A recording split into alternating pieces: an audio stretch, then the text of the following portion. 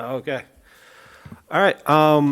Well, thanks everyone for joining, either virtually or in person. My name's Dustin. I'll be moderating this with Rosa. If you guys see my mouse right there. Um, and today we're going to be talking about bias, particularly social bias in machine learning. I'm guessing, as anyone who has been through just about any of the events through OHBM, you've noticed that machine learning, prediction, whatever you want to call it, is pretty much all over the place here. But one of the things I think we'll need to start grappling with, and other fields using machine learning have started to come in, is bias in algorithms. We can define bias kind of relatively simply as just when an algorithm or a model performs preferentially in one group versus another. Typically, these show up in different, let's say, sex, gender, performing difference in maybe racial or other background characteristics. So as I said, this comes up in many other applications, kind of more traditional applications. For example, at least early on with, let's say, the Amazon Alexa, would prefer much worse in women than men. About 2 years ago, there's a whole controversy about a machine learning algorithm that could depixelate an image that didn't work in African Americans or black people. They took a picture of Barack Obama and made it look very much not like Barack Obama. And we're beginning to deal with these things now. There's emergent literature on this coming out in the machine learning, neuroimaging crowd. So with that, I'll say, Rosa, do you want to say anything real quick? I think you covered it all. So with that, let's go around and have our speakers introduce themselves a little bit, and maybe we'll just start with the only physical one. yeah. Is that Yeah, it you works? just go Okay. to the mic, yeah. Hi everyone. I'm Jingwei Li from Research Center Ulish. I'm a postdoc working there in Sarah Renan's group, and our last recent study, which was published in a few months this year, investigated the prediction accuracy biases between white American and African American using HCP and ABCD data sets. And I had a symposium talk yesterday. If you were there, it's very early, 8 a.m. Yeah. Yeah. All right, great. Why don't we do this? Why don't you just pick the next person to introduce, and we'll just do that, go around the table. Maybe I just picked Danilo. Okay, can you hear me? Okay, good. Yeah, Danilo Stork, medical doctor and computer scientist at the Montreal Neurological Institute and Mila Quebec AI Institute here in beautiful Montreal.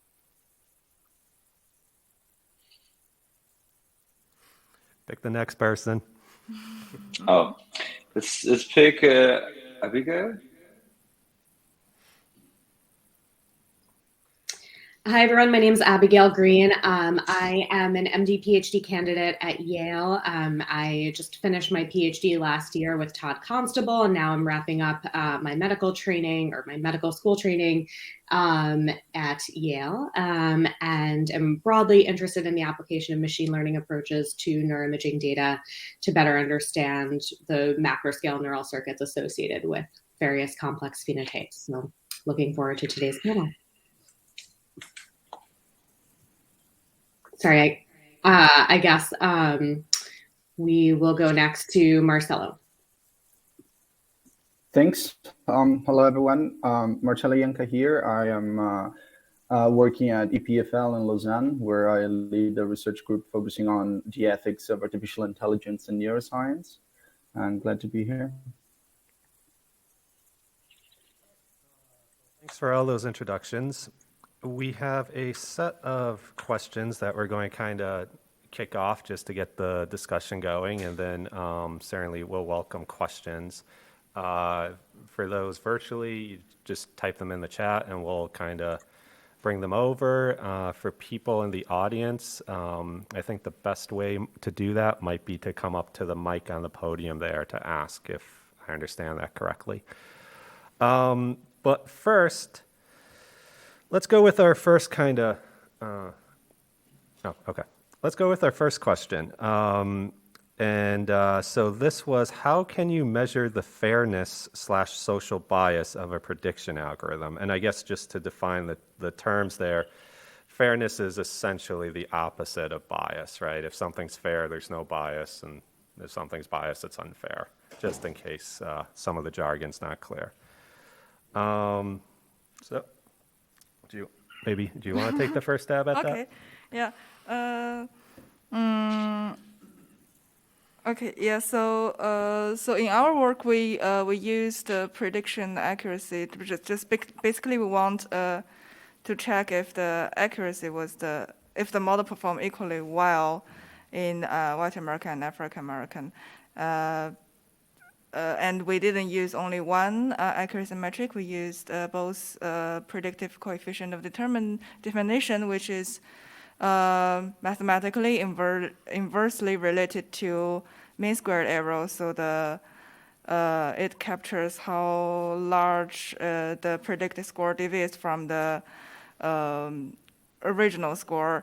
But we also compared Pearson's correlation between the two groups, and indeed we found when using two different prediction accuracies, we get although the basic conclusion was similar, but we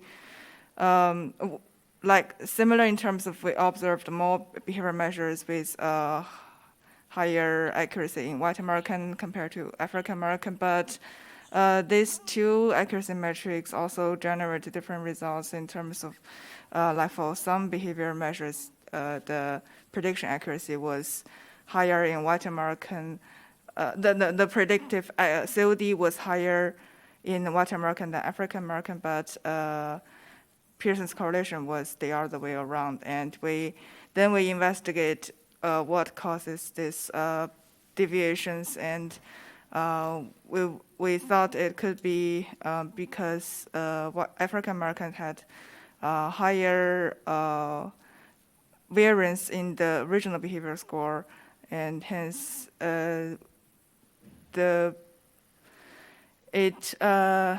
adds some terms into the. I don't want to talk too mathematically, but then it drags the predictive COD down, but since Pearson's correlation doesn't capture this, it only captures how synchronized the behavior variable, the predicted and original behavior varies. So that for that one, African American was slightly better than White American, and so anyway, so in what I want to say is that when you use different prediction accuracy, you already see some difference, and so yeah, I think it depends on which question you want to investigate, and if you want to really predict the absolute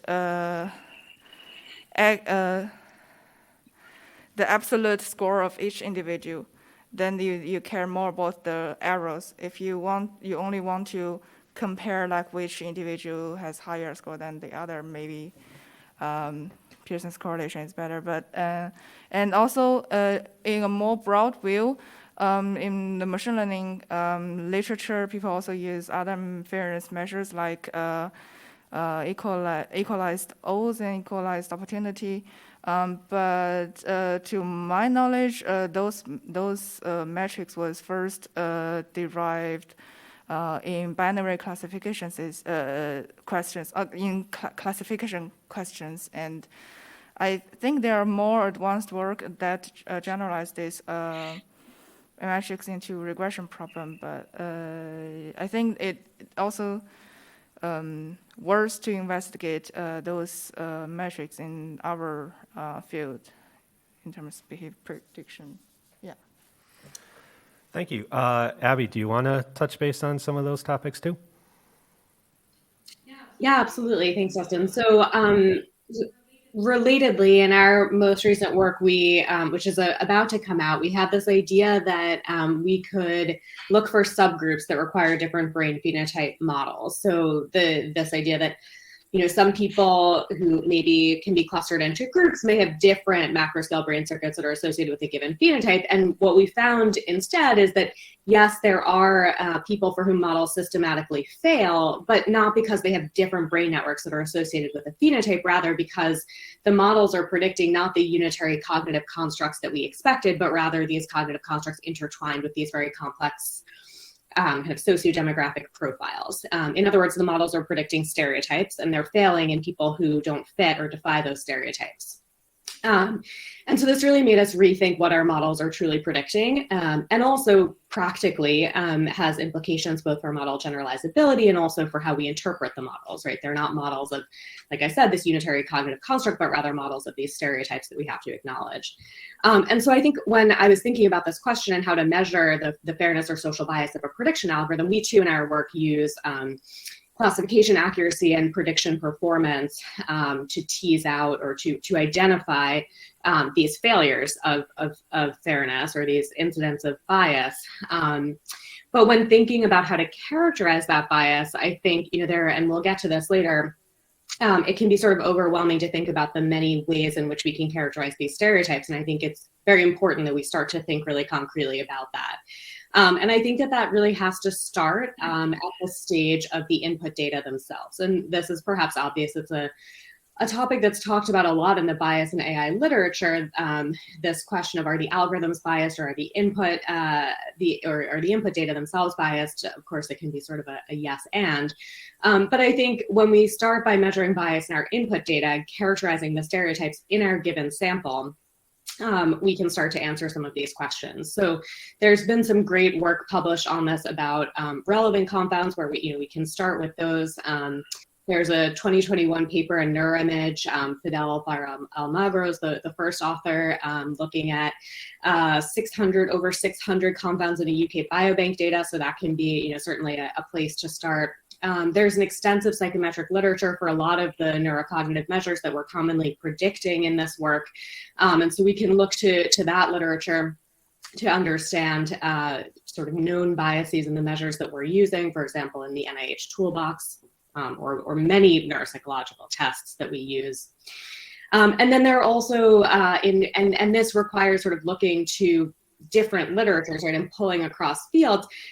Increasingly, there are best practice guidelines that exist to collect more expansive, more inclusive demographic and clinical data to better reflect the complex and intersectional identities of our participants. And then using those data to ask what's really related to our phenotype of interest will help us characterize some of these biases and stereotypes. Of course, the key question being, does the phenotypic measure that we care about actually measure the underlying trait or ability that we're trying to predict or represent? And then I think also not assuming a single relationship between these covariates and the outcome that we care about, because those relationships can be quite complex. And so that can also be, I think, an important step. And then, of course, so those are the input data, and then thinking about bias in our output data will be important as well. And I believe Richard Dinga and colleagues have a preprint from 2020 looking at a method to do just this, a post hoc correction method where we can actually look for confounds, not in the input data, but in the prediction outputs themselves, as a way to understand what sort of percentage of the variance or what portion of those predictions are explained by confounds as opposed to our construct of interest. So increasingly, I think there's a literature to help us on both ends, looking at bias in the input data and the output data. And that, I think, is really important as we try to understand what our models really mean and how we can use them effectively and productively. Awesome, great. I guess quickly, does any of the other panelists have any comments related to that, or do you folks want to move on to the next question?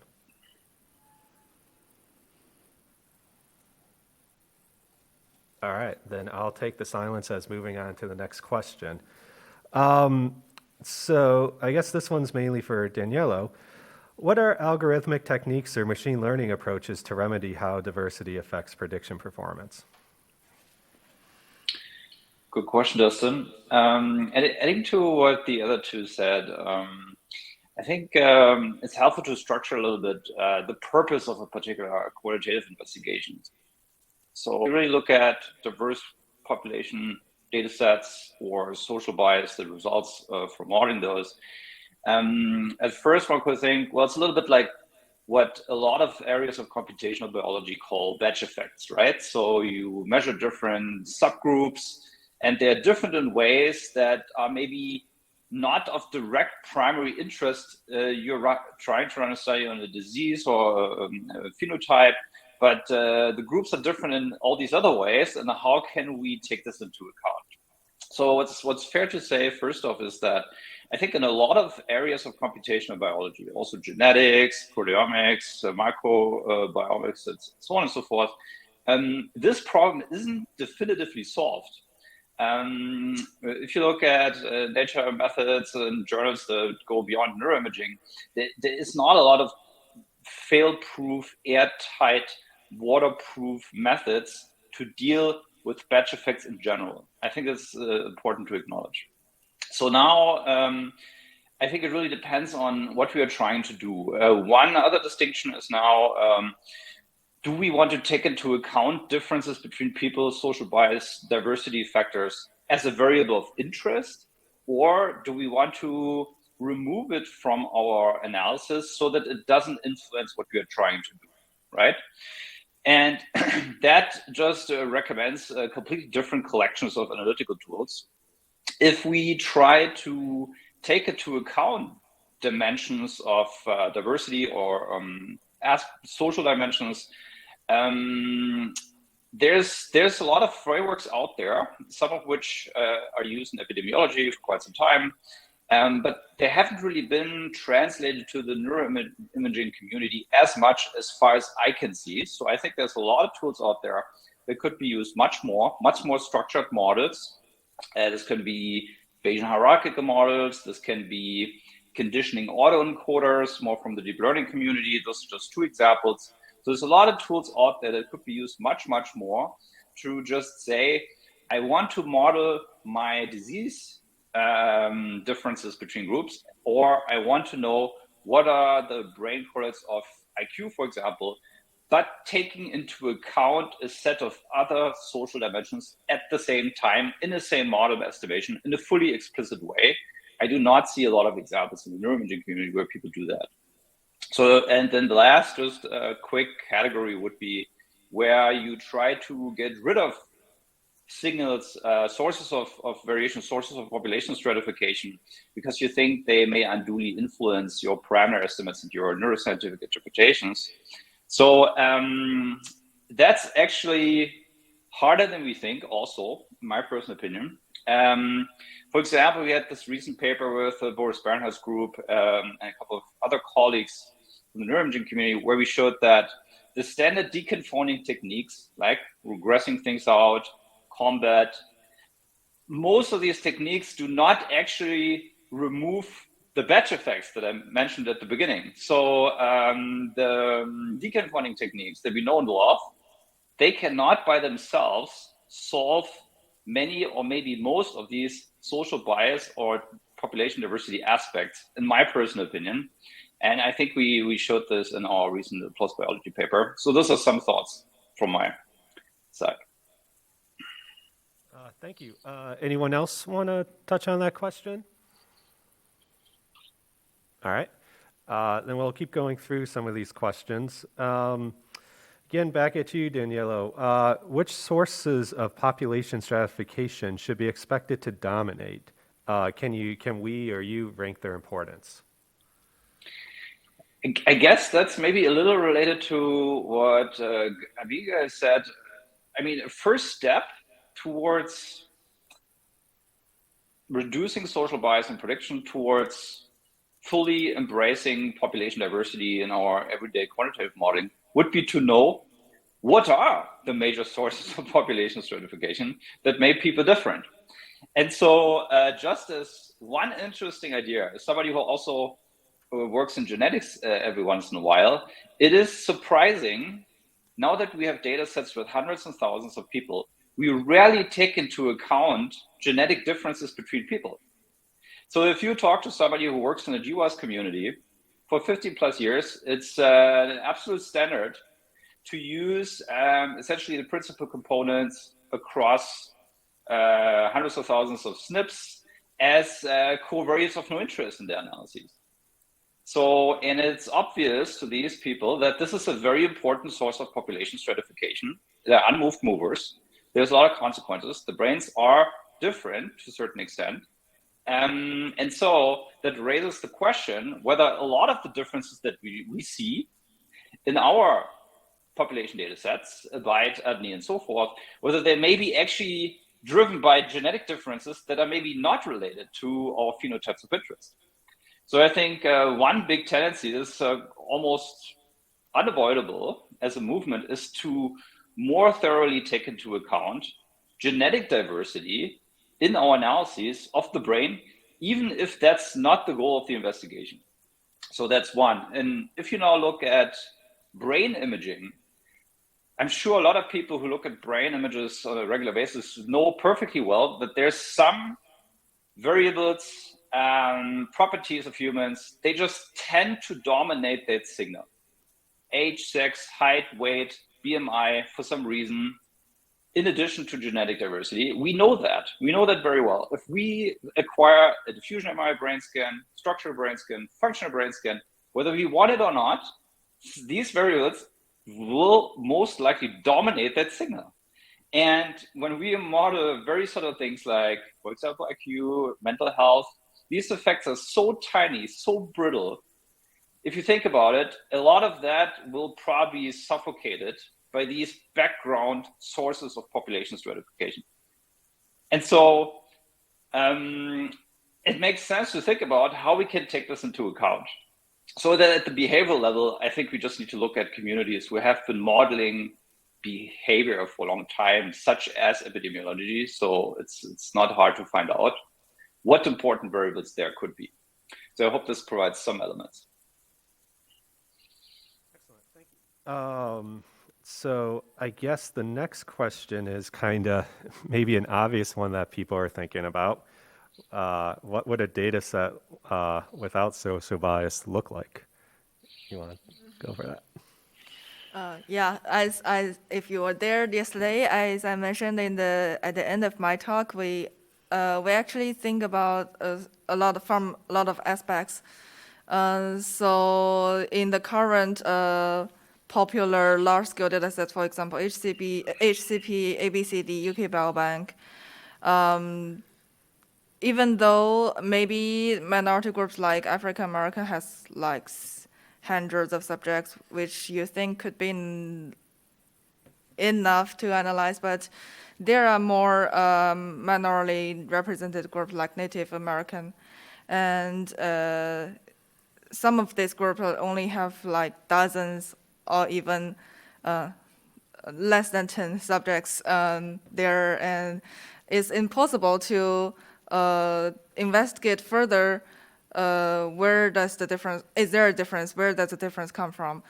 And also there's from a global point of view, there's an imbalance of research focus. Like now we use data sets mostly from the UK, from the US or from the UK, and we lost a lot of a large portion of the entire human population. And I know there's a politic effects and those funding effects that you can. They limited us to collect data from them, which is it's a hard question to tackle. And also, but this research focus on data sets, for example, from the US, it limited our perspective of looking into like for example, the categorization of groups.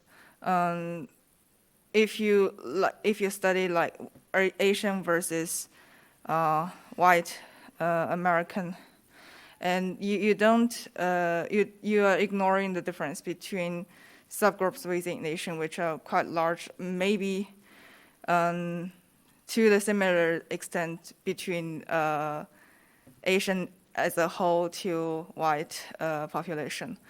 And yeah, that's the stuff from my side, yeah. Thanks. Let's see.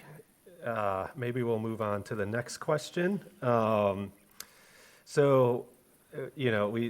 couple of common biases have been kind of discussed and come up quite a bit: race, ethnicity.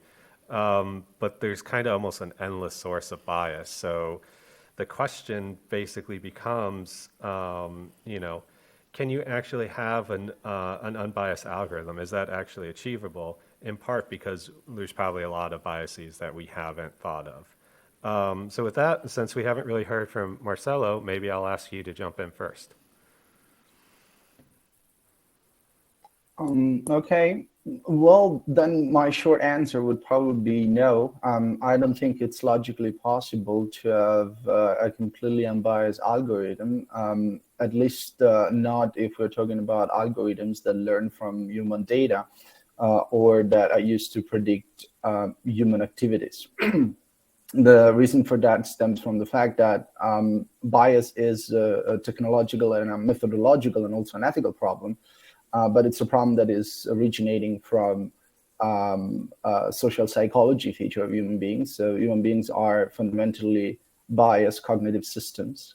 And the biases that we generate are inevitably transferred to algorithms. So what we can do and we should do is not to aim for a bias-free algorithm, but for an algorithm that minimizes biases, and there are harm mitigation strategies that we can employ.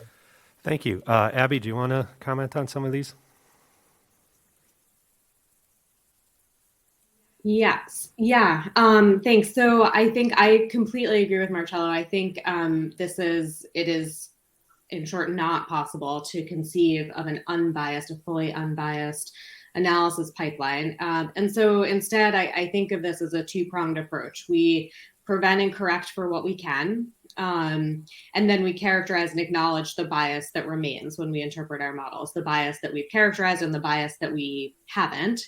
And so, I've already talked about some of these things a little bit, but from the stage of prevention, I think being really thoughtful about the phenotypic measures that we're using and relating to the brain, both for the sake of interpretability and also so that we can maximize the validity of the measures we're using. And again, there are guidelines, there are psychometric literature for each of these measures, but there are also more general guidelines like PROVAS, which stands for the Prediction Model Risk of Bias Assessment Tool, that can help us with this as we're developing our models. Providing sort of signaling questions, at least at a conceptual level, so that we can judge the risk of bias in our work.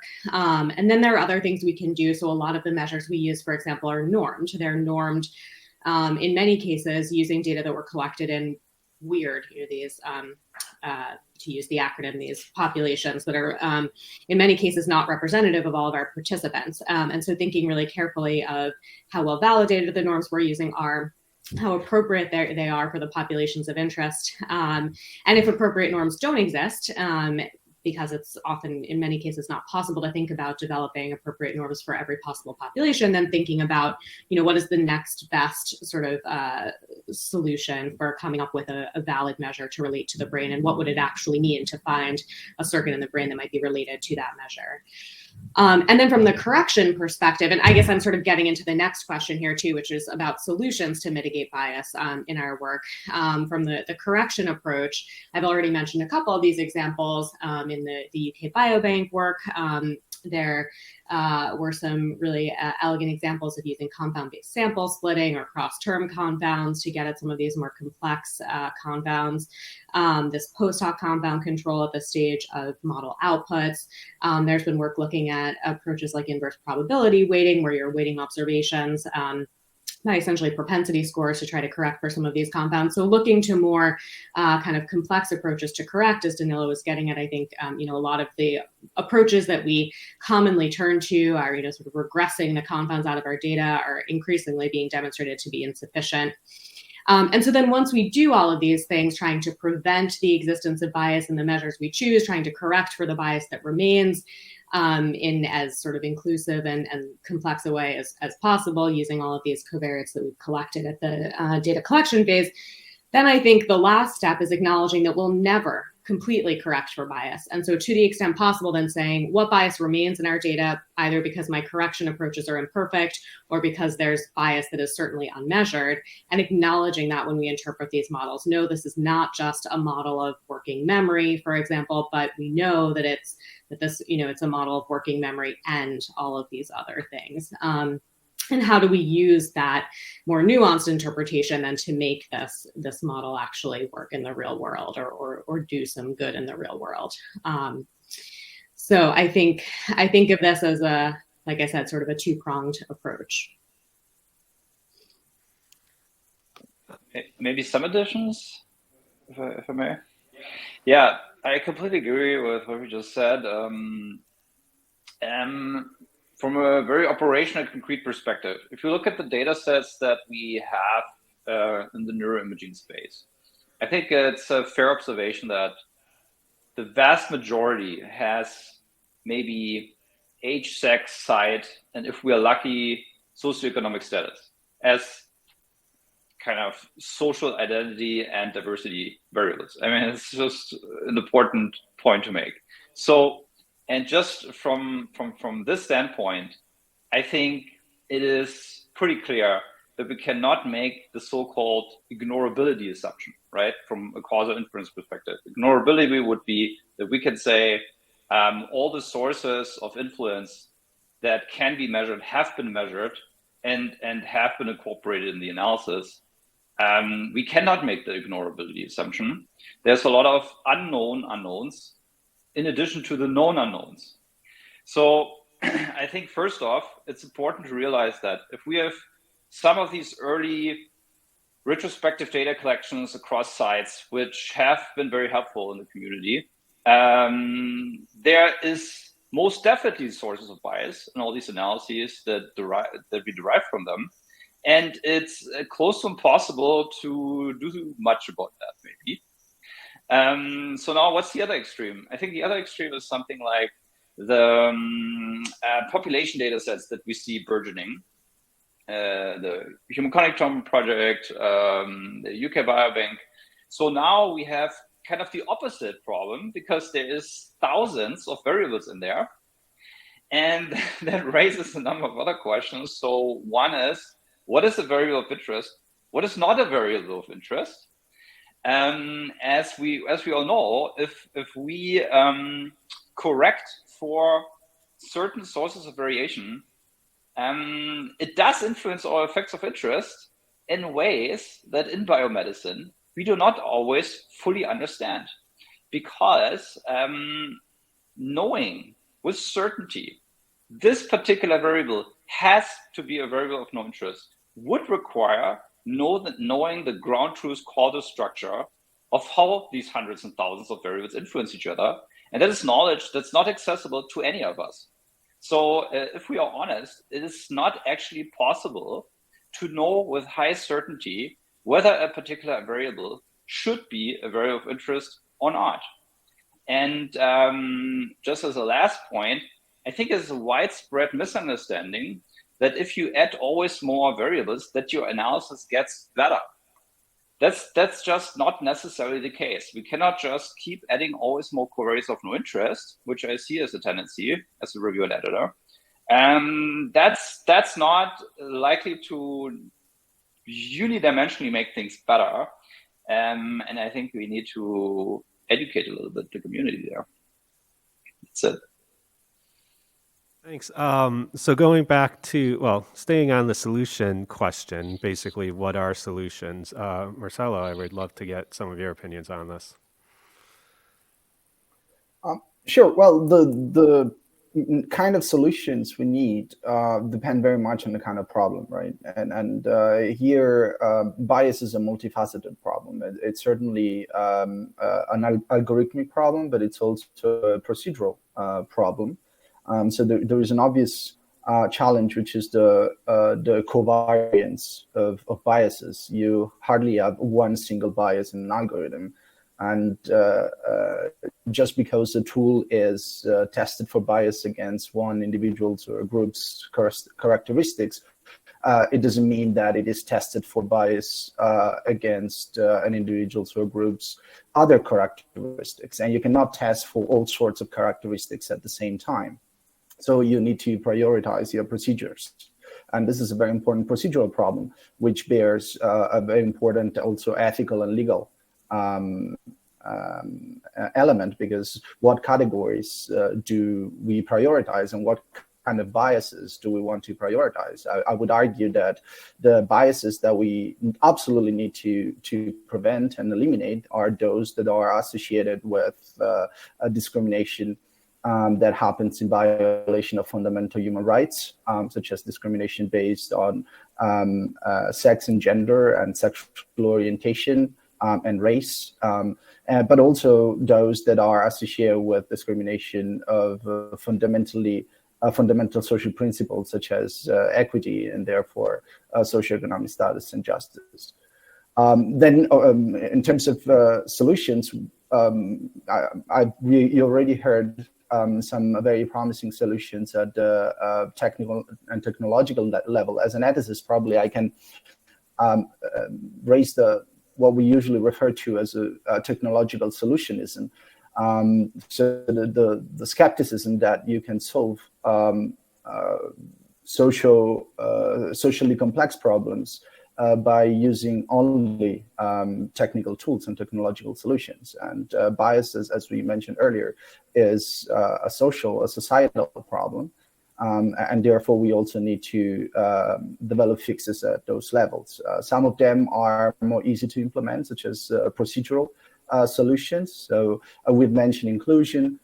We all know very well that the demographics of AI is the entire AI field tends to be dominated by white men, and that there is a tendency to overrepresent white males at the expenses of other communities.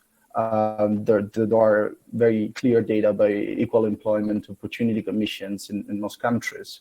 A second problem that we're facing is transparency. So how can you scrutinize and inspect a black box algorithm if you don't have true access to its inner workings or the capacity to test a certain number of decisions that algorithm makes? And the entire approach of explainable AI can play a big role here. And then I would say there is also procedural transparency, which is about sharing information. So here we are in a broader open science community, and we're all open science advocates. Here, I think sharing information, especially demographic information about both the data used to train the algorithm and the data used to validate AI systems is absolutely important. It should probably become the new benchmark. And then there is a separate problem, which is the ethical problem, because these two problems are intimately related, but they're distinct. So even if you have supposedly bias-free algorithm that is used for ethically questionable purposes, then unbiasing the algorithm is not sufficient. So there were some attempts to develop algorithms that could predict a person's sexual orientation based on facial features, for example. And preventing bias in this context does not ultimately address the question about whether it is ethical to develop such algorithms in the first place. Well, so far this has been an excellent discussion, but we're at that point now where I want to hear from other people. If anyone has questions in the audience or the chat, it'd be a good time to let those out. Given that I'm sitting here, I'll go first and ask a question and put everyone on the spot. So it was kind of touched upon, implied, brought up, that biases or factors that could introduce biases in a data set might be data set specific, right? So maybe an example being an ethnic racial minority in the US might be very different than maybe being an ethnic racial minority in the UK, might be very different than being in a different country. So I guess my question is, how does a concept of what is a biasing variable change as our data sets change? And how do we start accounting that what might be a bias in one data set might not be a factor that we need to think about in another data set? And I guess I'll throw that out to everyone, and maybe I can just force everyone to comment on it, since I'm apparently in power here. So, should I call on people's names? All right, Marcelo.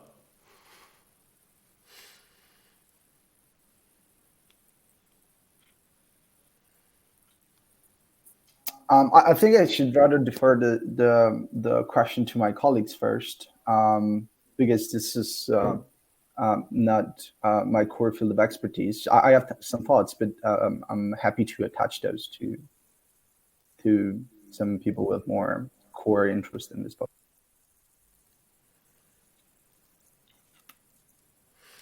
Well, since Abby just rejoined, I can repeat the question for her. Thank you. Sorry, I'm having technical problems.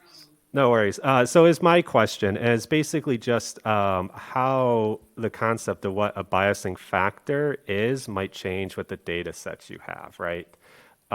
Different cultures will have different things, and different, factors might mean different things in those cultures. So how does the concept of a biasing factor might change as we get more diverse data sets, or from different countries or different backgrounds, things like that?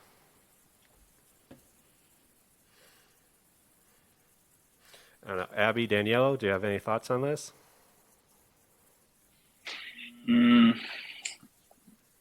Okay, let me try. So to make this concrete, since we're talking about predictive modeling and machine learning, here's one aspect that's interesting.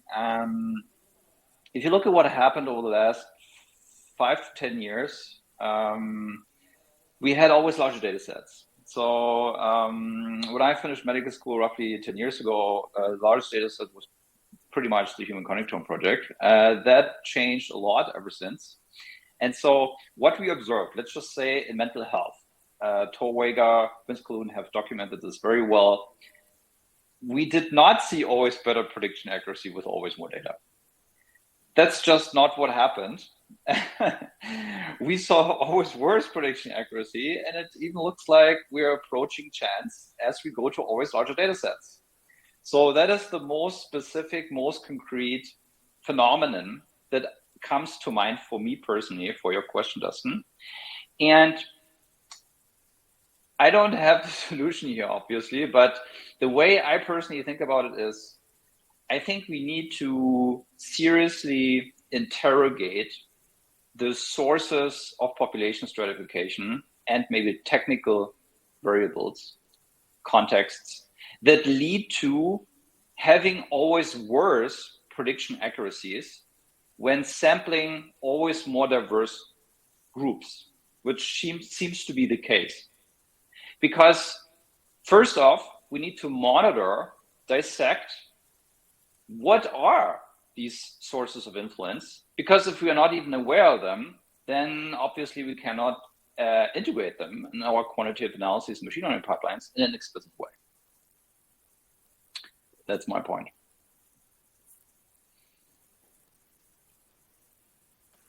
Yeah, I think that's a really important point. It's an assumption that we still see throughout the field, that the more data we have, the if not better, our prediction accuracies will be at least more useful or precise. The models themselves will be in some way, and I think that assumption is not being borne out, hasn't been borne out.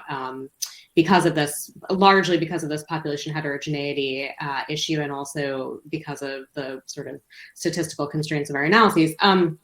I think another kind of direction to take this question is, and I apologize if this has already been covered in my, when Crowdcast was shutting my computer down, or my computer was shutting itself down. But I think, the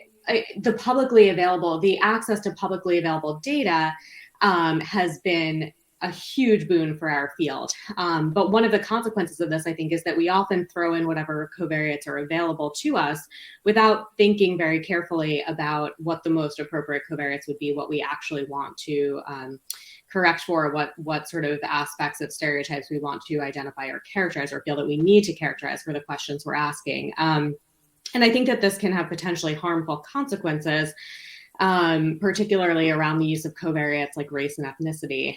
And I think we know that race, for example, is a really bad proxy, a very crude and often misleading proxy for a lot of other variables that we care about, things like early life experience, disparate educational quality, socioeconomic status, discrimination, experiences of racism, social status, neighborhood disadvantage. I mean, the list goes on, and there's a literature for every one of these topics. And so I think, being really thoughtful about the variables that we're actually including in our analyses, and when we are limited to a variable like race, being very sort of clear and thinking through what we actually care about, what we actually are trying to operationalize and measure to avoid these potentially misleading interpretations, especially when we're talking about, biological difference, understanding that race is a social construct, not a biological one. And so, I think when we think about what are the variables that matter for a given analysis, we need to be really careful when thinking through that question. So I think it's a really good one, Dustin. And if I just...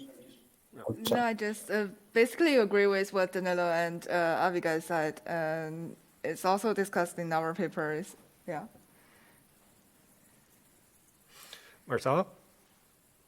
Yeah, I fully agree with Danilo and Abigail. I just wanted to mention again the element of transparency, because Abigail was reasonably pointing out scenarios where we have obvious constraints in the data sets, and when those constraints are unsurmountable and there is no additional action that we can take, I think transparency is the best harm minimizing strategy, because then at least you are acknowledging and making transparent the risk for bias that is present in your model.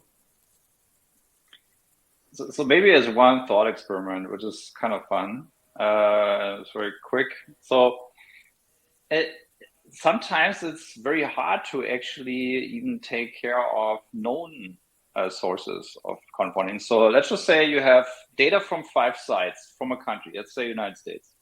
And in one of the sites, you only have left-handers, and in 4 of the sites, they're all right-handers.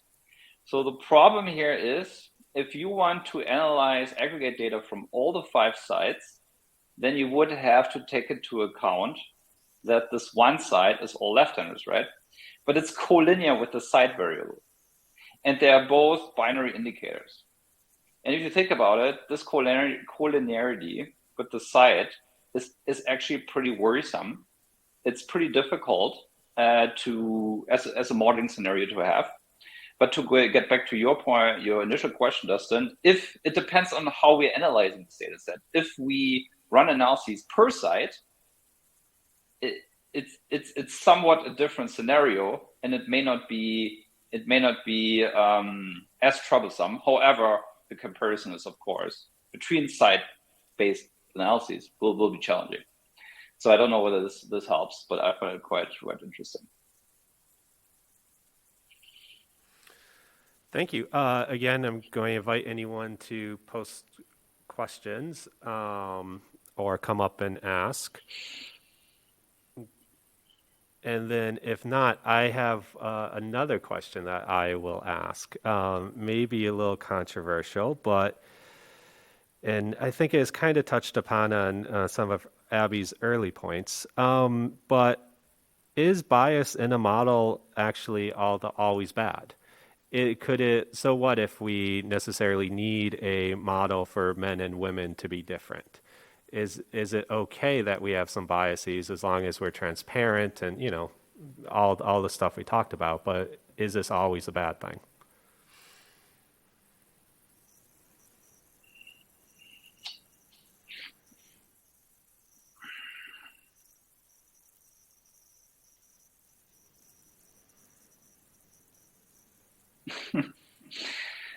Well, I mean, the question is like deliberately very broad. So there's a lot of different categories of answers you could give. I mean, it's just one standard obvious example from medicine is, if the if the risk of not detecting a disease is much bigger than the cost of the treatment, it's just a standard case, like herpes encephalitis. The treatment is very cheap, but if you miss it, the consequences are very bad. So you would want to deliberately bias your classification of whether somebody may have herpes encephalitis, because you want to a little over classify. You want to be wrong in a lot of cases to make sure that you really catch all the true positive herpes encephalitis cases, if that makes sense.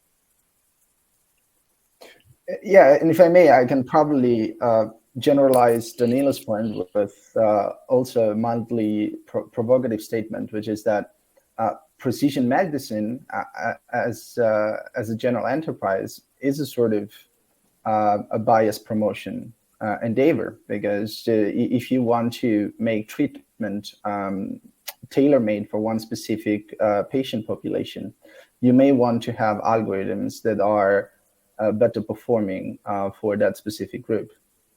So that can also be construed as a sort of positive or beneficial use of bias, or positive bias, as we call it sometimes.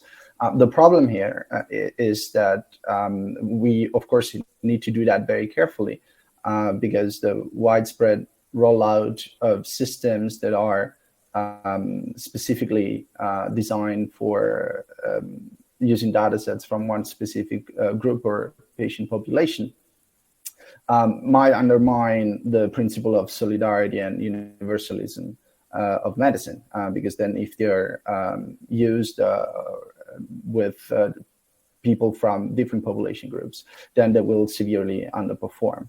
And so using this positive bias, I don't think is necessarily bad.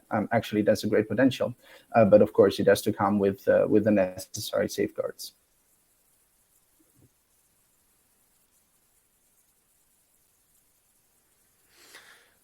Any thoughts on that? Go. Oh, yeah, no, I was just going to add, and I think a lot of these points have already been touched on, but I completely agree with Marcello and Danilo. And I think to come back to your original example of sex, or even maybe of age, of course, there are situations in which this bias isn't necessarily problematic as long as we recognize it, I think is the key. So you could imagine a sample where you have twice as many males as females, or twice as many adults as children, and we're trying to build a single model for that whole sample. And of course, it's a model that's tailored to the majority group. Maybe it doesn't work in the minority group, and that's because there are meaningful biological differences between the groups that by recognizing we can do better for each group separately, right?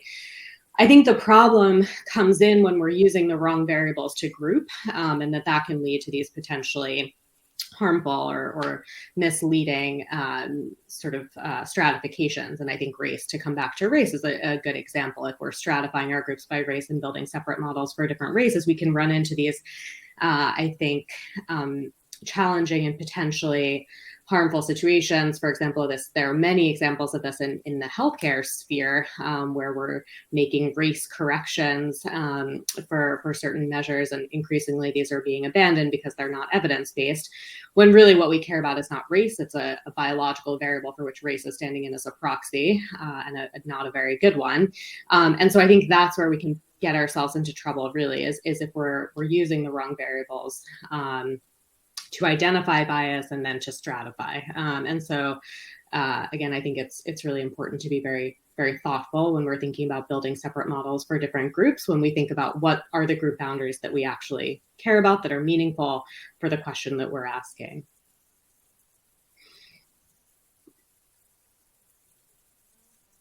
Building models on specific groups, I mean, scientifically it could help, but we also need to be aware that how this conclusion, the results is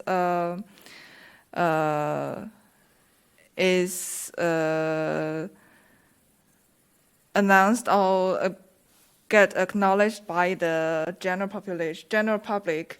I'm really afraid that people would draw very simplified, not very accurate, or even not accurate conclusion from, for example, two population-specific model like women is more worse in something than men, blah, blah, blah. And I think that's a risk of when you consider population-specific model. That's just what I want to add on. Well, thank Yeah, you. I think, Sorry, go Abby. Sorry.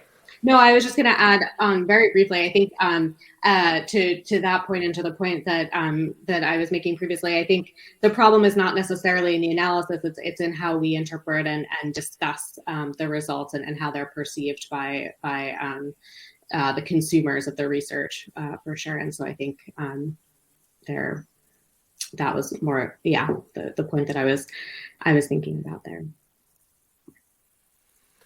All right, well, we're winding down with time, so if there's no questions from the audience, maybe I'll just ask all the panelists to just, if you have any closing thoughts, anything like that, maybe we'll just go around. Marcello, do you have any closing thoughts, final words? Yeah, probably. I will restate a point I made previously, which is that bias is a ubiquitous problem, and we cannot eliminate bias, but we can mitigate. And mitigation is not pointless. Actually, it's crucial, and there are plenty of mitigation strategies that we can implement. Some of them are technological, some of them are methodological, and some of them are social and also involve alignment with certain ethical values and fundamental rights. Probably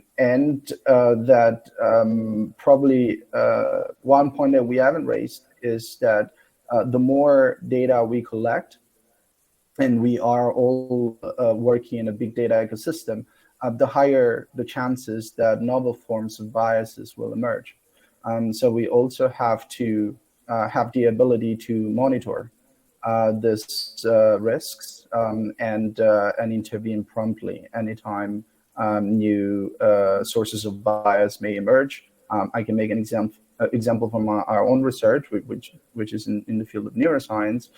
And the more data we make available about people's brain activity and function, the more there is a risk, for example, that people can be discriminated against based on neurobiological features or neurofunctional features, which is a risk of bias that was hardly imaginable a few decades ago. And therefore, we need to keep our monitor on all the time, I would say. Abby, closing thoughts? I think I'm encouraged and inspired by the growing research and attention that this topic is getting. It's certainly not a new one, particularly in the AI literature broadly, but I think it's only beginning to be really talked about and thought about concretely in the field of human neuroscience. And so I'm very excited to see what the future holds as people start to grapple a little bit more concretely, or continue to grapple concretely with these questions.